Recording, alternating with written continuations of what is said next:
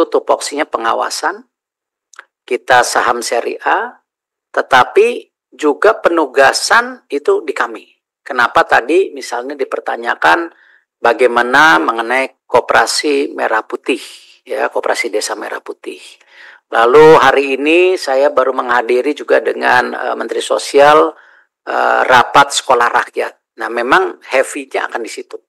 Ini bagian kita menjembatani tentu kepentingan keberpihakan pemerintah kepada program rakyat, tetapi juga tentu secara korporasinya tetap berjalan dengan baik. Nah, keseimbangan ini sebenarnya kalau teman-teman Komisi 6 dulu pernah coba kita gali antara penugasan dengan operasional. Yang dulu juga kita inginkan ada sesuatu black and white supaya jelas. Jangan sampai nanti penugasan-penugasan ini juga tentu menggerogoti daripada BUMN itu sendiri. Yang kita tahu dari pengalaman selama ini 90% PMN itu kan karena penugasan. Nah, ini yang coba saya mohon waktu, tetapi saya juga sudah menawarkan kalau memang nanti saatnya tepat kita membuat FGD secara terbuka gitu, supaya nanti ketika ada eksplorasi lebih dalam dan terbuka seperti ini tentu tidak ada informasi yang simpang siur. Saya ingin menanggapi tadi mengenai koperasi merah putih. Sama, penugasan kita harus pastikan prudent, ya, transparan. Ya, kita tahu Himbara ini tulang punggung daripada tentu pembangunan ekonomi nasional juga. Apakah keberpihakan kepada UMKM, keberpihakan tentu beberapa program, ya. Nah, ini juga kita jaga.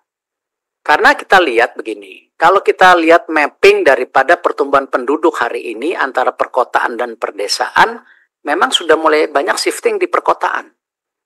Itu demografinya seperti itu. Dan kalau kita lihat di perkotaan ini tentu yang akan tumbuh industri service dan industri tingkat tinggi. Artinya apa? Ketika ekonomi desa ditinggalkan, nah tentu ini konteksnya tadi seperti Astacita atau mungkin teman-teman di DPR dan tentu perwakilan partai dan tentu Komisi 6 yang berulang kali juga concern kepada yang namanya juga swasembada pangan.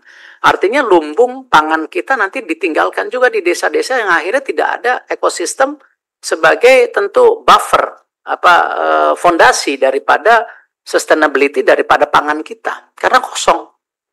Penduduknya kosong dan industrinya sendiri sudah tidak menarik dianggap. Nah, inilah kembali intervensi yang diharapkan dengan sistem koperasi.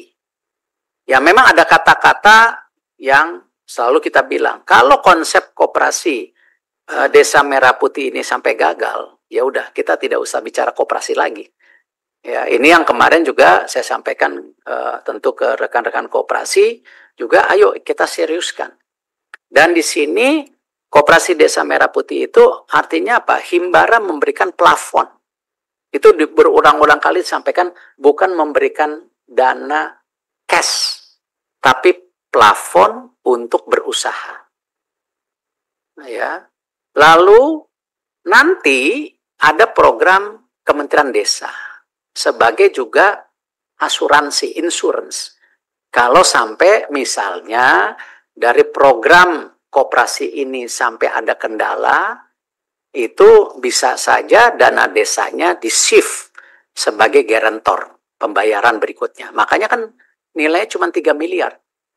Kalau 3 miliar dana desa itu, ya tergantung desanya ada 800 sampai 2 miliar setahun, artinya itu bisa dicicil selama 6 tahun. Jadi tidak juga mengurangi porsi dana desa yang memang sudah sustain hari ini, di mana 20% untuk hal-hal yang lain, 80% untuk pembangunan infrastruktur.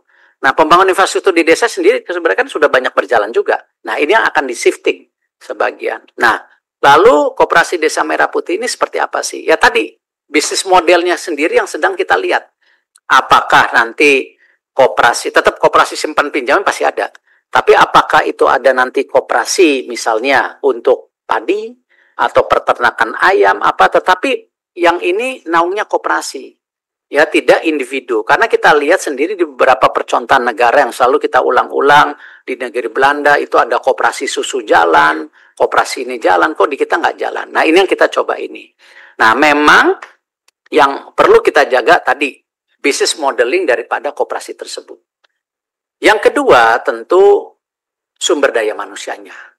Nah, disitulah kami juga BUMN menawarkan ya bahwa banyak sekali ya dari bank-bank himbara juga siap ya memindahkan sebagian pegawainya yang mungkin nanti pensiun tinggal setahun 2 tahun, bisa juga masuk ke situ sebagai manajernya kalau memang terbuka. Jadi ini SDM menjadi penting juga karena modeling tidak cukup kalau SDM-nya juga ini.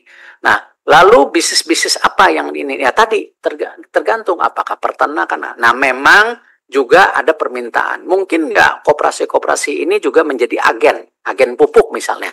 Silahkan. Ya, tetapi saya sudah minta dilihat mappingnya. Jangan sampai nanti ya di satu daerah ada kendala overlapping, sudah ada agen pupuk yang lain. Jadi ini tetap mungkin waktunya masih ada sebulan yang kita coba lagi sinkronisasikan. Tetapi posisi kami BUMN tadi sebagai supporting. Leading sektornya sudah ada, Menteri Koperasi, lalu diawasi juga oleh Pak Menko. Ya. Nah, kita menjadi supporting system untuk tadi sistem himbaranya sebagai plafon, jadi bukan membagi uang hilang. Lalu kita juga akan mendampingi sistem manajemennya bila diperlukan. Lalu juga nanti kalau diperlukan ada pengalihan agen, kita juga terbuka kalau untuk membantu koperasi. Jadi intisari seperti itu. Tetapi tentu kan ini masih roll out, masih perlu waktu untuk tadi bagaimana di akhir tahun ini beberapa percontohan bisa bergulir. Target awalnya kalau nggak salah kemarin diputuskan 80 percontohan. Ini yang modeling ini yang kita lihat. Kenapa? Tadi proposal yang diusulkan dari koperasi itu bisnis modelnya apa? Misalnya koperasi peternakan. Di situ. Nah, tapi nanti kalau sampai ya kita nggak ngarepin gagal, kita harus bilang ya desa itu harus juga berhasil. Nah, itu dari dana desanya dipotong secara bertahap. Itu bukan dari Askrindo, ada penjaminan Askrindo segala? Belum dibicarakan. Itu yang kemarin diusulkan juga oleh Wamen Koperasi. Itu diusulkan. Tapi ini belum kemarin masuk ke dalam diskusi. Kemarin soalnya saya baru pertama kali diajak rapat. Yang kemarin. Nah, ini yang kita juga sudah mulai mendorong perbaikan-perbaikan. Sebenarnya